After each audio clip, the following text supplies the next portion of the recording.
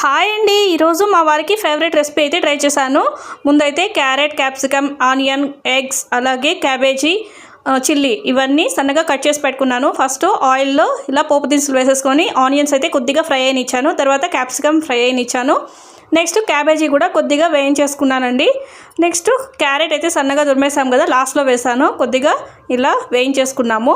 Next tomato కూడా వేసేసుకున్నామండి. Tomato అయితే నేను మధ్యలో వేసుకుంటున్నాను, ఎందుకంటే బాగా కుక్ అవుతుంది కదా, అన్నీ కలిపి వేస్తే తొందరగా కుక్ అవుతుందని ఇలా మధ్యలో వేసేసుకొని అందులో నేను కొద్దిగా సాల్ట్, పసుపు, అలాగే కారం, ధనియా పౌడర్ ఇవన్నీ వేసి కొద్దిగా వేయించుకునేసానండి. వేయించుకున్న తర్వాత కొద్దిగా వాటర్ వేసుకున్నాను, ఎందుకంటే ఇది కొద్దిగా కుక్ అయితే బాగుంటుంది కదా, అందుకని కొద్దిగా వాటర్ వేసి కుక్ చేశాను. ఒక 5 minutes వరకు కొద్దిగా దగ్గర పడే వరకు.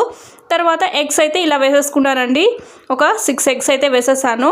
వేసేసిన తర్వాత మొత్తం ఇలా మిక్స్ చేసుకోవడమే. కాసేపటికి ఎగ్ బుజ్జి అయితే రెడీ అయిపోతుంది. ఫుల్ రెసిపీ కింద ఇచ్చానండి, ప్లీజ్ ఒకసారి చూడండి. నచ్చితే మాత్రం లైక్